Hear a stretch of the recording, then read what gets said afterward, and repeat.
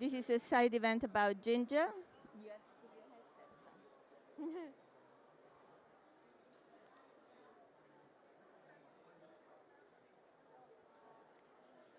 So now I think you can hear me. Maybe you put it on. Yes? No? Take another one. Okay. So, good morning to everybody. This is a small side event for GINGR, the global initiative for nature, grids, and renewables. We are competing with the lunch break, so I'm not surprised that there is very few people around here.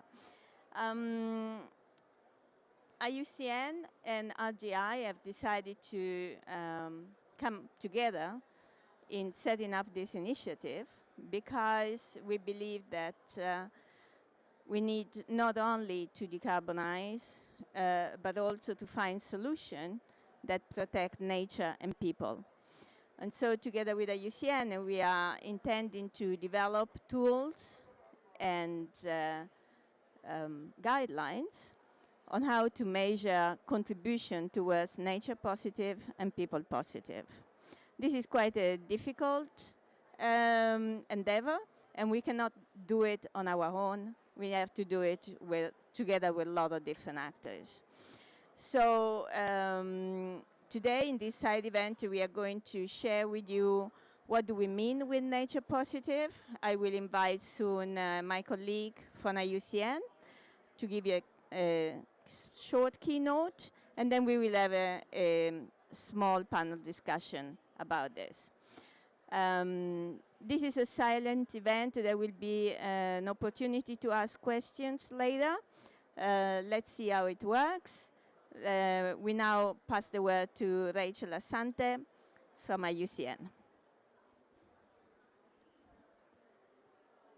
Thank you so much, Antonella. I'm just going to spend 10 minutes or so going over why we at GINGR, as Antonella says, think it's so crucial that we align climate and biodiversity goals.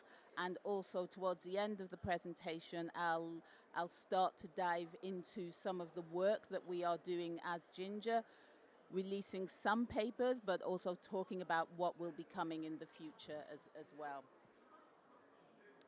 So I don't think I need to spend too much time on this slide, but we are, I'm sure, all aware that from recent IPCC reports, we are collectively failing to meet our targets around global warming, and therefore trying to keep global warming below the 1.5 threshold to avoid the most damaging impacts on climate and to allow for a sustainable future.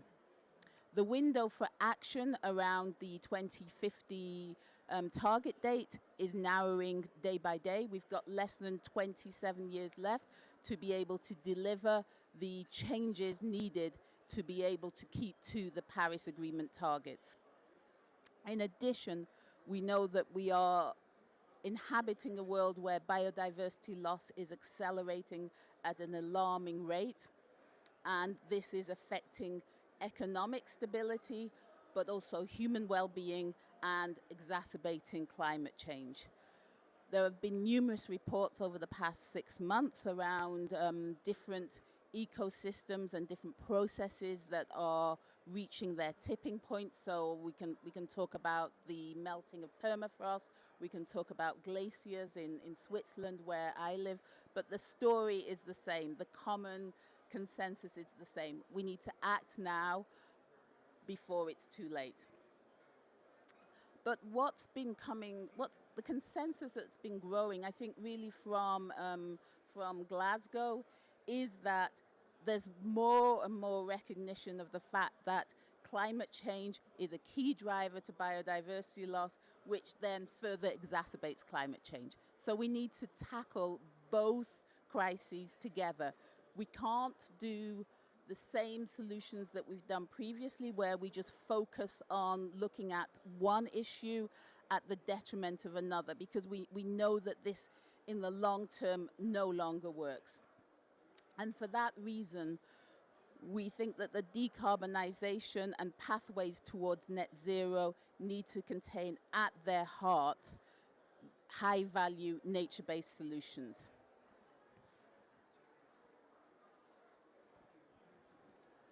So I've been in IUCN now for around 13 years, unlucky for some.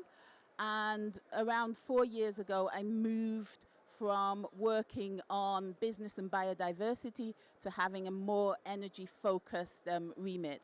And when this happened, a lot of people said, well, why is IUCN working on energy? Well, this is crazy. We should be focusing on protected areas, nature conservation.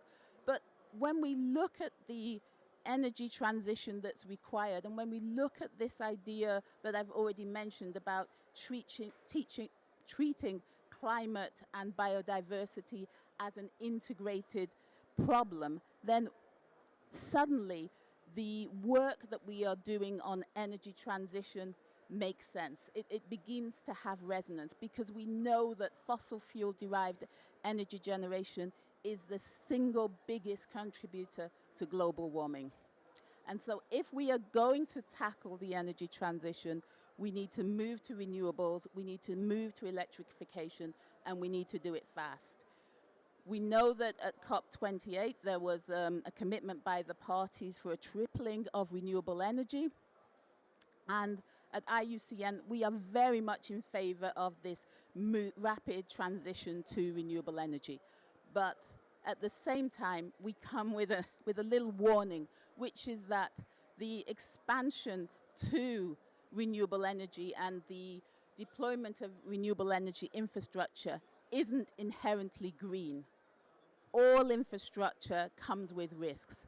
And again, looking back to the mistakes that we've made in the past, we need to start thinking about how we can transform, how we can incorporate and develop new renewable energy projects in a way that is nature positive. So can we combine the climate transition with nature positive goals? And we at GINGR think that we can.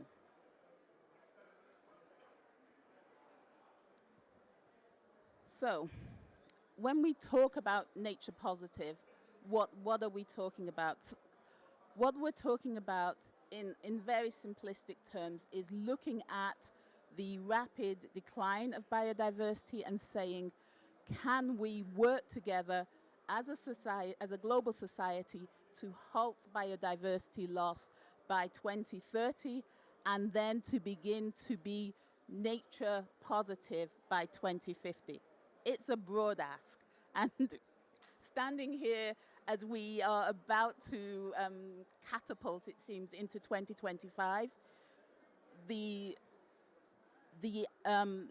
task in front of us, it does seem ominous. But we have had guidance. We are moving forward with this target. And I think the agreement around the global biodiversity framework in Montreal 2 years ago, the Kunming-Montreal Global Framework, was a big step towards this, because what it did is it codified some of the targets that we need to reach around nature positive. But when it comes to implementation of nature positive, I'm reminded, I was reading, I think it was yesterday, a quote by Michael Drecker, which was basically, if you can't measure it, it doesn't get done. And so if we want to implement nature positive around the transition, the energy transition, or around any other goals, we need to have metrics where we can measure progress, we can monitor what's happening, and we can incorporate adaptive management. I want to say that we're not there yet. There's two clear points that I want to really focus on this slide. The first is that measuring biodiversity is much more complex than measuring climate and carbon. We can't just focus around one indicator or one metric. We need to also incorporate differences and divergences around biodiversity, around species, around ecosystems. At present, the metrics that, that exist, and some of them are here, I've taken the liberty of illustrating some of the IUCN metrics, but there are more metrics that exist. So metrics around the red list of ecosystems, the red list of threatened species, the species threat and abatement restoration metric, and IBAT. These metrics and approaches, they are very much at present focused around terrestrial ecosystems. We are working, we are now beginning to pilot some of these metrics such as STAR and the red list of ecosystems around coastal and marine environments, but it's very new and it's very, very difficult. So it's not easy, but that doesn't mean that nothing exists. We do have some crucial principles and approaches that we think are going to be instrumental in being able to deliver nature positive around the energy transition.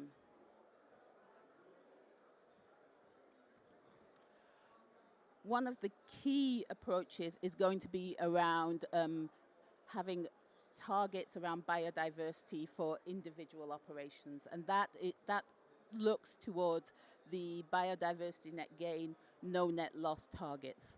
And here we can use metrics that exist on the terrestrial ecosystems to be able to measure biodiversity impacts, the impacts of avoiding, the impacts and of minimization and restoration, and then finally compensation to meet no net loss and biodiversity net gain targets.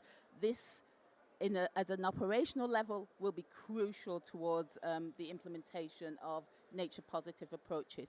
But of course, we're going to have to do more. We're going to have to look at proactive conservation efforts to be able to bring us over the limits, to be able to say we are contributing towards nature positive approaches. And those conservation efforts include things like measuring impacts around supply chains, looking at impacts around supply chains, looking at impacts and restoration actions that can be done globally or regionally to help push and revert the biodiversity loss. So one of the things that we are looking at within the GINGR, one of the GINGR working groups on metrics, is we're looking at what are the metrics that currently exist to be able to measure biodiversity net gain and no net loss in the marine environment. So if you remember previously, I said that the marine environment was quite difficult, and we will be having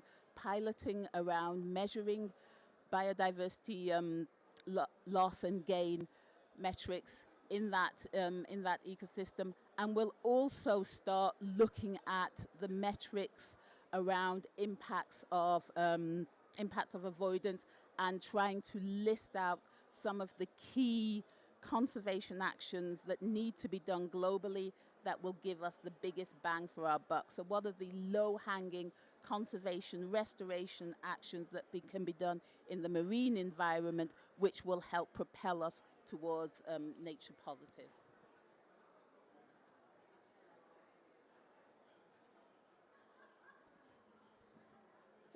So far, what I've been talking about is I've been looking at the responsibility of operators, of companies, of individual operation sites.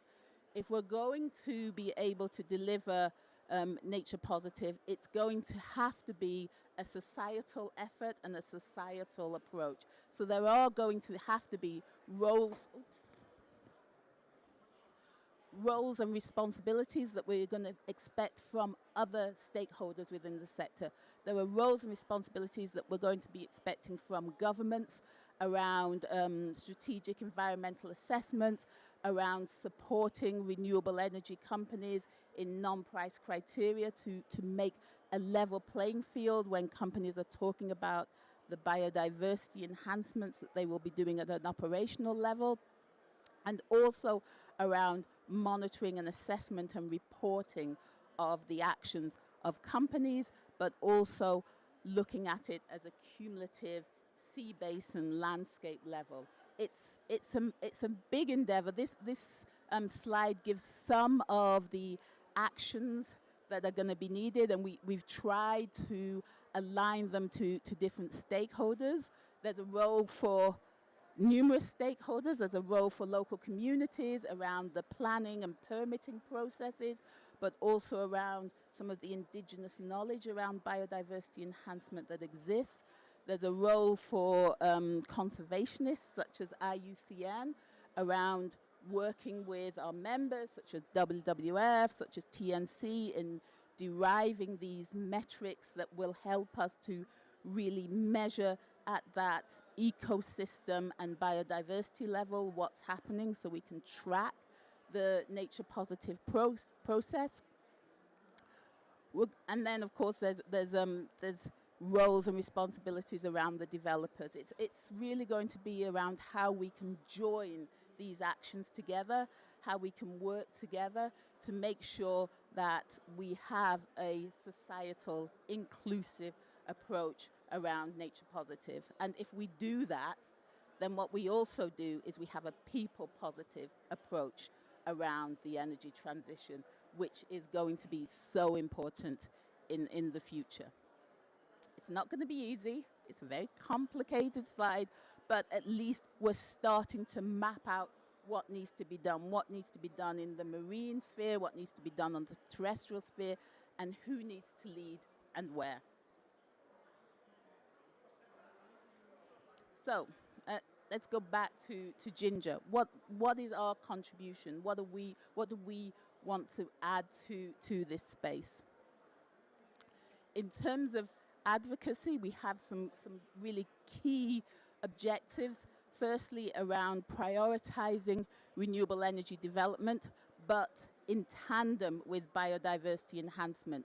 And this is really a game changer. I've been to quite a few events at COP29 around the energy transition, and I can say that in the 5 events I've been to, biodiversity enhancement has not been mentioned once by any of the speakers.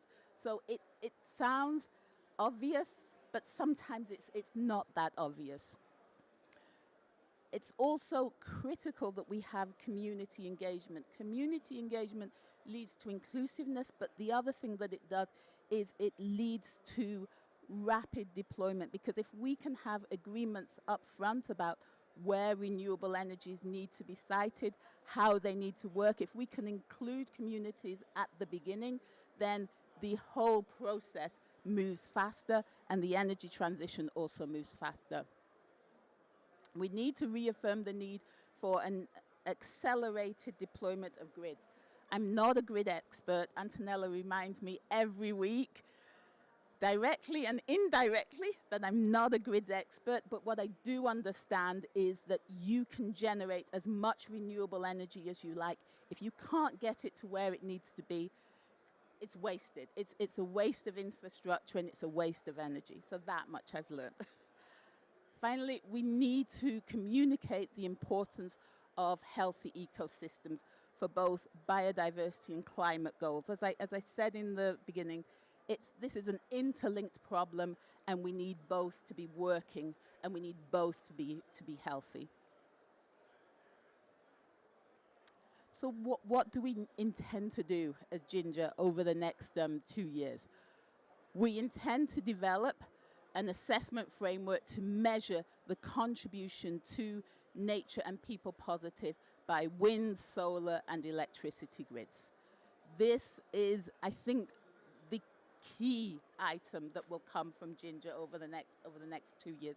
Everything is going to lead to this. We will also promote and share practices that improve the lives and biodiversity when deploying energy infrastructure. In some parts of the world, it's very contentious where energy is being deployed. I live in Switzerland. It's very, very contentious. I come from the UK. It's very contentious. I was born in Ghana. It's less contentious. So we need to work out what local communities want, how they want to be involved in the energy transition, and recognize it's not going to be the same everywhere, and we need to adapt to that. Finally, we need to build knowledge and capacity with key stakeholders to achieve climate and biodiversity targets in a timely manner. As I said, we're racing towards 2050, sorry. We don't have much time. We don't, in GINGR, expect to be doing everything. We have started this initiative with an ethos of how can we be as inclusive as possible? How can we look for those that have solutions and ask them to join us? And that's the motto of GINGR. We are open. We want to work with everybody. We have a mission. We have objectives. And if they coalesce with your objectives, please talk to us. We're interested in collaborating with you. I'm very excited to say that we launched last year, and we do already have some outputs that we're launching here today.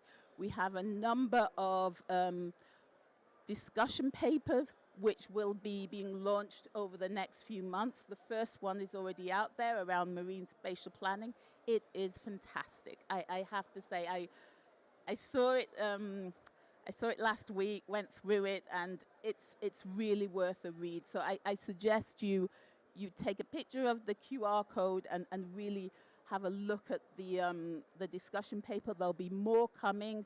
We'll be having discussion papers around monitoring biodiversity.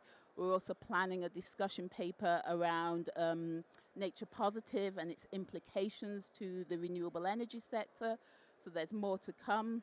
And we'll also be uploading the work programs for the different technical working groups that are part of the GINGR work program. So I'm really excited to be able to say that we have outputs here, there'll be outputs coming, and there's more coming. So as I said before, if you have solutions, if you want to contribute to GINGR, please get in touch with us. We're very open, and we believe that if we can work together, we can get it done faster. Thank you very much, Antonella. Stay here. Stay here? Stay here. Thank you very much. Very nice presentation, Rachel. Now, I would like to ask you a question. But do we really need GINGR? I mean, there are so many different initiatives. Everyone is trying to come up with nature positive or people positive, whatever. Why do we need GINGR? I think we need GINGR, Antonella, because it's a platform that others can coalesce around. What I've said before is we are providing information, we are hoping to provide scientific guidance, but we're not doing it alone. And I think this idea of integrating the energy and the conservation goals are crucial. We didn't know each other 2 years ago, and the reason why this works is because we need each other. But I would say we need more than RGI and IUCN. We need other organizations as well, because it's 2050 is just round the corner, and the more the better. Thank you.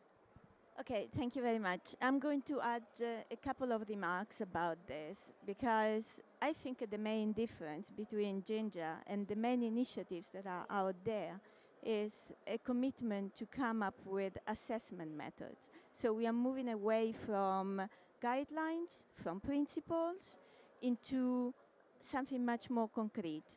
Now, this step is not easy. But it is what is needed, because actually, if we don't count it, it doesn't exist. Rachel has already mentioned that. We live in a world of CBAs, cost-benefit analysis, and if we cannot find a way to add this into the cost-benefit analysis, it doesn't exist. So we need to give nature a value. Seems quite sad. Well, a value or a price, maybe both of them. The fact is that we live in this world where money is what is ruling. Principles are much less ruling these days. So I think that the more we work on this quantification, the better the chances is to have a fair representation of the values of nature and people into financial decisions.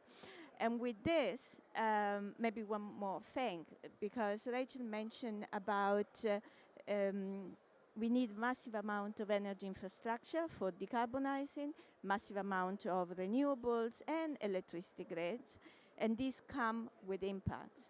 Let's not forget that all we build, doesn't matter what, always has an impact. And let's not use this argument that renewables come with impact to actually give an advantage point to the fossil industries, because actually they also come with impact. And this narrative, they are also is also being used to stop renewable and grid deployment. And now I would like to call my panelist, Shamini, please come on stage. Shamini, she is from the Ocean Conservancy. Carsten Zach, please. Carsten is in the advisory board of GINGR. He is also advising the Azerbaijani government at the COP. And so thanks for taking the time. We are waiting for Emmanuel Vidal. He should be arriving soon. He has a bilateral meeting with the German Minister Abeck, but Rachel, please come on stage as well, just to fill a bit the chairs. And ladies first, of course, I would like to start with Shamini. Shamini, and you are leading the technical working group of GINGR on offshore. Can you tell us why you're doing that, and how do you basically use the incredible knowledge of the Ocean Conservancy to do more in the GINGR family? Thank you very much. Thank you, Antonella, for that question. So, let me start with Ocean Conservancy acts as the Marrakesh. I'm going to take this off because it's hard for me to hear myself as I'm speaking. So Ocean Conservancy is the Marrakesh Partnership for Global Climate Action's sector co-lead for offshore renewables. And through that, we helped develop and launch the Offshore Renewables Ocean Breakthrough, which was launched last year at COP28 by UAE's high-level climate champion, Razan Al Mubarak. The Ocean Breakthrough, the Offshore Renewables Breakthrough, calls for installing at least 350 gigawatts of offshore wind by 2030, with net positive impact on biodiversity, and also advocates for mobilizing $10 billion in concessional finance for developing and emerging economies. And we are doing this because the high-level panel on ocean released a report which shows of ocean-based climate solutions can provide up to 35% of the emission reductions that's required to meet the UNEP emissions gap, right? Like that UNEP has identified. Of that 35%, there's two key contributors. One is phasing out offshore oil and gas, and the second is phasing up and offshore renewable, like offshore wind. So in order to meet, there's many paths to net zero, but there's no path to net zero as identified by scenarios by IRENA and IEA that does not involve offshore wind. So as Rachel very clearly mentioned before, we need to ensure as this deployment is happening that it is happening in a way that puts biodiversity, nature, and people in the front, so that we are not creating new problems in an attempt to solve existing problems.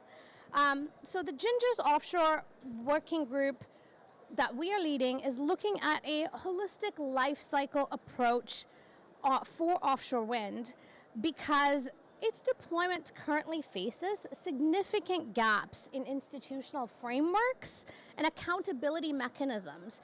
There is no broadly, I think the only thing that I can think of is actually IUCN's net positive biodiversity impact criteria, which looks at mitigation, which looks at the mitigation hierarchy. Aside from that, there is nothing that is broadly accepted as a standard. So individual developers create their own sort of biodiversity positive approach, frameworks, whatnot, Many of that is self-adopted, self-policed, self-reported upon. There is no general, widely accepted sort of framework for that. And we interconnect on a number of different places. Ocean Conservancy, I sit on the steering committee of the Global Offshore Wind Alliance, representing Ocean Conservancy. We also worked with the UN Global Compact on the private sector side to develop a set of minimum criteria on biodiversity for offshore wind. And I think that the value of GINGR here is connecting all these Venn diagrams of different disparate initiatives that are happening and pulling them together in a coherent piece. You know, for us, our working group will create a set of guidelines, recommendations, which will help inform the metrics working group to develop the actual reporting mechanisms. And then we will hopefully together, with all of you perhaps, work with policymakers to instill some of these as clear mandates so that when auctions are happening for offshore wind, these metrics that have been developed end up being implemented. I'm sorry if my answer was very long. I tried to be coherent. Thank you very much, Amini. Your answer was very good. And I will come back to that in a moment. But first, I would like to give the word to Karsten. Karsten, you have been working on climate policy and politics for most of your life. And now you got stuck with us. Yes, I'm waiting for you to put the, yes, maybe you can hear me better. So you've been working on climate policies and politics for a large part of your life. And now we got you stuck in talking about biodiversity. Why? Why are you with us? Why do you think GINGR is needed today?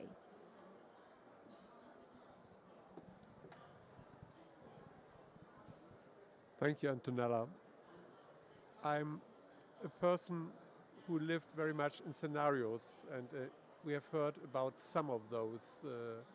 We need to have 5 times as much offshore wind in 2030 as we have today, according to the ARENA scenarios. And that, for me, is impossible without taking nature on board and taking people on board. If we don't do that, we create another crisis or we create opposition. And therefore, I'm very excited and have joined the board and actually leading the board in bringing different people, different communities together. And that in a way which has benefits for all 3 constituencies, I would like to say. That we accelerate the deployment of renewable energies, that we have helpful assessment frameworks to showing that it can be done in a nature positive way, and thirdly, to involving people from the very beginning. Of course, climate was the focus of my life, but I was actually setting up IRENA. I was even organizing a biodiversity conference. It was COP6 a long time ago, so it's not totally new to me, but I see that in the life, many of us who share the same objectives are fighting each other on detail, and I think what we like to do is delivering very practical help for developers, for governments, for NGOs, for institutions, and I think we've got together a very interesting mix.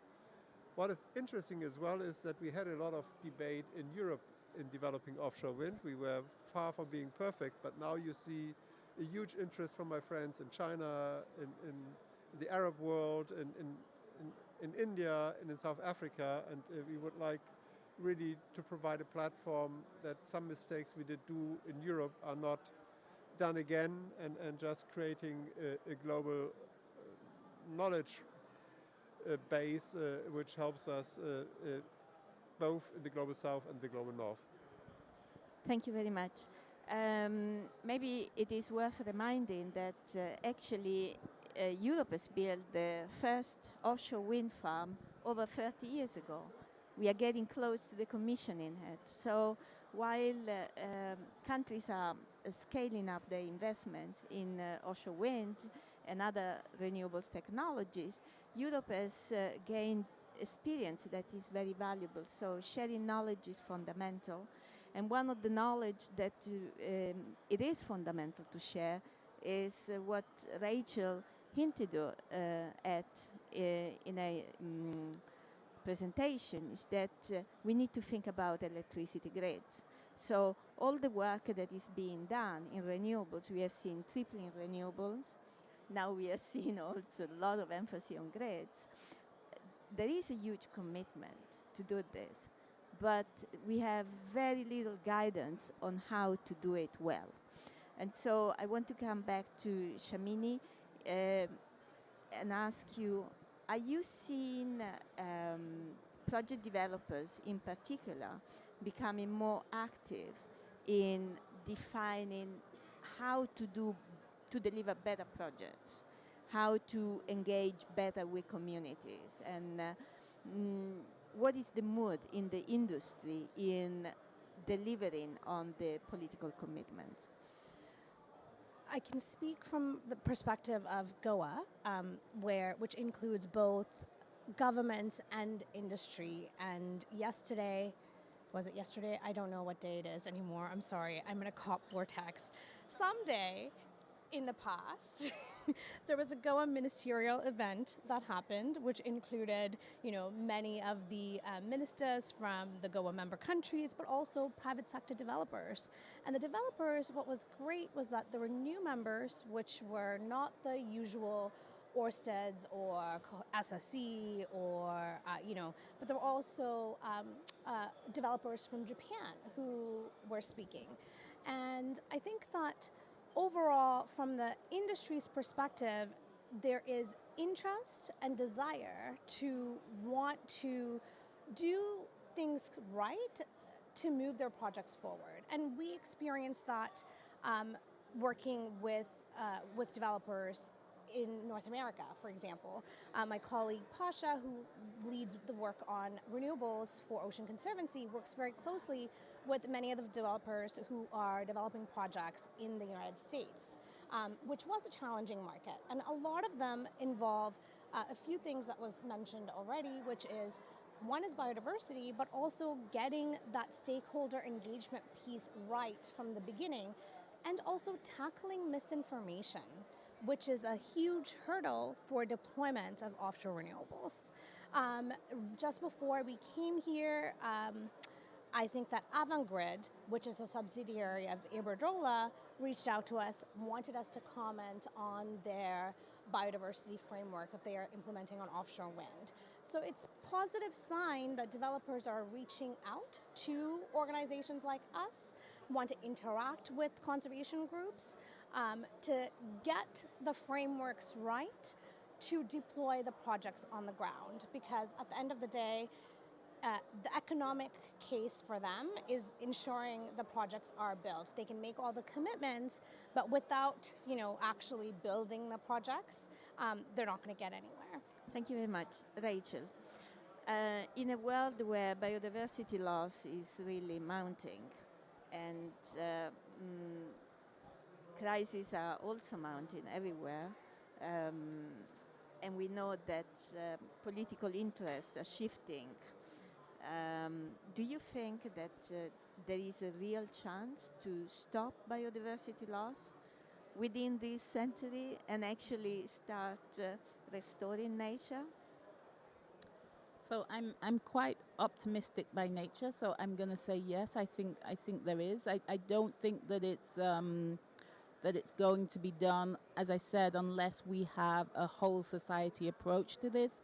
But I also want to take a minute to add that offshore wind is going to be crucial, as Shamini said, but solar is also going to be crucial, because for most of the world, the renewable energy is going to be terrestrial, and we also need to make sure that the biodiversity approaches, the quick gains, as I said, in terms of conservation and restoration are identified in the marine environment, but also in the terrestrial environment. And if I can say one thing, I think looking at projects that already exist and saying, can we re-engineer solar projects? What can we do with wind projects that already exist to make them more, let's say, nature positive, to make them consider impacts on nature is also going to be crucial, because the rollout, as Shamini as I said, it's going to be very fast, and so we need to catch projects that are already installed and say, how can we retroactively now retrofit biodiversity conservation approaches, conservation methodologies into these projects. But I think it's possible. Thank you very much. A bit of optimism in this world is very much needed. I would like also to stress the fact that indeed 70% of renewables will be terrestrial. Let's not forget electricity grids. Electricity grids are beautiful infrastructure projects because they extend thousands of kilometers, and therefore they provide the opportunity to connectivity at the ecological system, but also social systems can be connected. So, Carsten, a difficult question for you. Some people have been very excited and some very desperate of the US elections. Some of the climate political goals and biodiversity goals may become more difficult. How, from your long-term knowledge in climate politics, what do you think we should be focusing on in a deteriorating geopolitical situation and democratic systems? Can we still deliver on the goals? I'm sure that we can still deliver. First, and we had experience in the past, the US is not the US government. And we see the positive benefits of the IRA in the US, in particular in so-called red states, so Republican states, and that certainly will go on. Secondly, welcome Manuel. Secondly, I think there is an additional onus for us to show that this gear shift from a fossil fuel-based energy system to a renewable energy system is positive for people, for communities. Therefore, I think it's our task, and it's a task of GINGR as well, to show in very practical terms the benefits for communities. I think I stem from northern Germany. Schleswig-Holstein, we produce more than double of our energy needs by renewable energies. The problem is that sometimes we are unable to shipping it to southern Germany. So in particular, if we talk about electricity grids, I think we need even more than we did in the past, because municipalities benefit from power lanes, and money, when goes into their municipal budgets, I think we need to have more convincing projects for people that they are benefiting in it. So they need to be also economically getting part of the equation. And you see that very clearly when you have energy planning in the United States, and I think that will go on. What we will have to fight with is there will be a lot of questionable or fake news around, and so in political arenas, I think the discussion will become much more difficult. We will have people just pushing the brake in a political sense, and therefore we need to be pretty much practical in showing how we can move forward. And I think nature is a winning topic which is close to the heart of people. It's also a topic which can convince conservative voters, and therefore I would say our initiative is much more important than it ever has been. Thank you very much. I think we should give the microphone to Manuel. Thank you very much for coming. I know you've been running. I can see that. So I'm sweating. yeah, it is also quite warm in this area. Manuel, you have joined the board of GINGR, the advisory board. You are a very busy man. We can tell from the sweating. Why you did it? I mean, you have many different commitments. You are also involved in the clean energy. What is called? Exactly. And so, why also GINGR? Only because we asked? Thank you. And my deep apologies because I am always a punctual person, but I've been in a lunch with the Vice Chancellor of Germany, a fantastic discussion within 12, 14 people. And let me base my first reflection on that lunch and what you have just said, because something that we have learned from Germany, it is how to transition. In case of Germany, remember that they went through a crisis when the war in Ukraine started. But they then realized on how instrumental would be to deploy renewable energy to sort that crisis. So the deployment of renewable plus cooperation bring to the world a new approach to understand the energy security concept. Because I think that GINGR, and to go into your question, GINGR, it is an initiative that can contribute to rephrase or to rethink the energy security concept, because the old traditional former energy security concept used to isolate us, used to make us think that the way would be by closing our borders and by not to cooperate. But GINGR, it is an issue of collaboration, cooperation, and connection.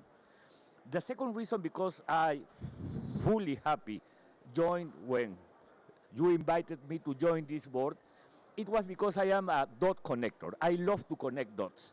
And when immediately, and even in my notes here, when I started to think about GINGR, I immediately made many connections. Let me share some of those. So because it is related to deploying renewable energy facilities by protecting rights and by protecting nature, immediately pop up into my mind the Living Planet report for 2024 from WWF. What are that number, that dramatic number that we can see? That we are declining in species in 50 years, 73%. But also WWF is telling us, let's walk transitions. And one of those transitions, it is the energy one. The other one, it is our conservation transition, finance, and food. So it is a very good document, but immediately it is connecting the need to transition from, to make a transition on the energy sector to protect nature. But also immediately jump into my brain, pop up from my brain, the just transition concept, because you have just been mentioned. It is, we have the two sides of the coin, to deploy renewables and to phase out fossil fuels, no? So it is a very complex combination, because when it is about phasing out fossil fuels, immediately we have to think on just transition, because that is key. Some regions of the world will suffer on some difficulties because of the transition. It is natural, but we do need to transition. So just transition, it is a key element. But on the other hand, by deploying renewable energies, we have to be sure that we won't affect anybody, that we won't affect ecosystem, that we will not violate any right, that we will protect it. And so that is a good combination when it is about the transition and how to phasing out fossil fuels. Also because it is related to what we have already agreed with the UAE consensus. No, we adopted a decision in COP28 in relation to deploy or to increase renewable energy facilities but also to triple energy efficiency. And all of those commitments, it is something that we have to implement. So we do need to have this kind of initiative as GINGR as a way to implement. And I hope that also GINGR can be able to connect those reflections, conclusions, and recommendations into the NDCs, because it is about the NDCs. And look, also the Germans, some days ago, Jennifer Morgan convened a table to discuss how can we make an economic case for the NDC. And I think that GINGR can contribute to making an economic case for NDC, because we cannot fail again with that new cycle of the NDCs. I am using the analogy of the iPhones by saying we don't want to repeat what happened with iPhone 15 in comparison to the 14. They were exactly the same. The point it is that in this NDC new cycle, we have to make the difference. So that is why this kind of initiatives are so important. And also because GINGR, it is related to solutions. In case of WWF, and we have here Dean Cooper, a good leader and a great guy leading the energy transition in WWF, we have Clean Action, that it is to connect on our efforts for renewable energy with protecting nature and rights.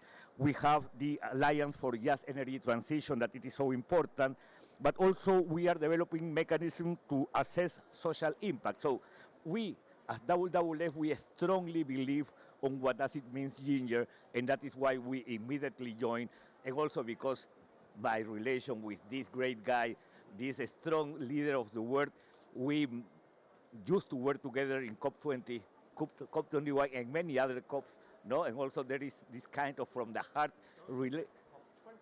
COP in Peru, COP20 in Peru, and then in Paris. So that is why happily joined GINGR and all the effort that the world is developing for that.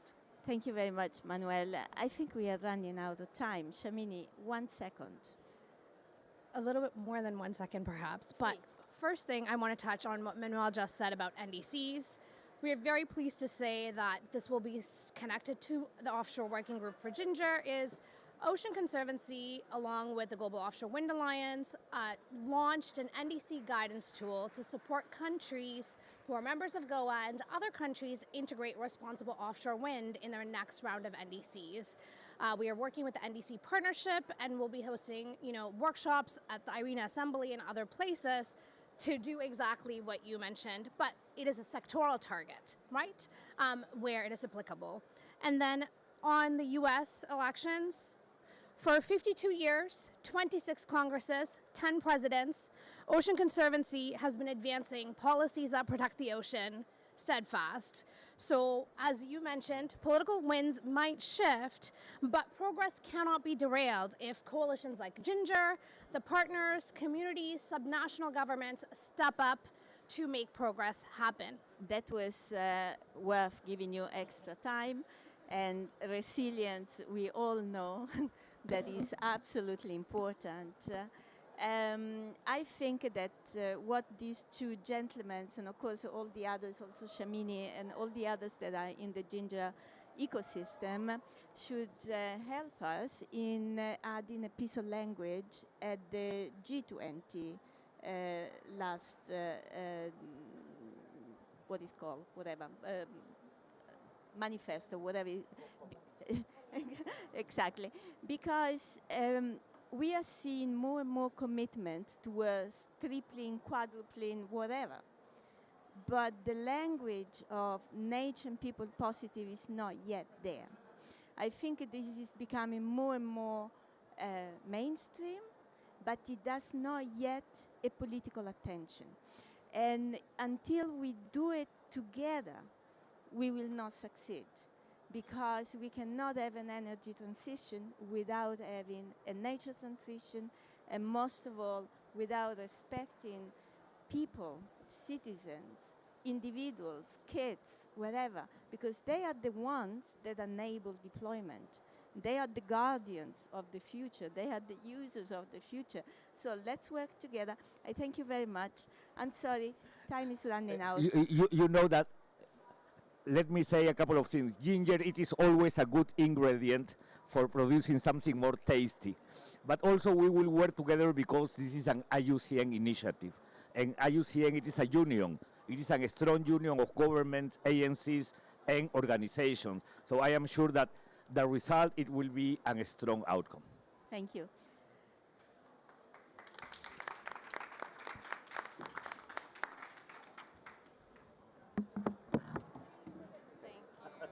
Thank you. My apologies.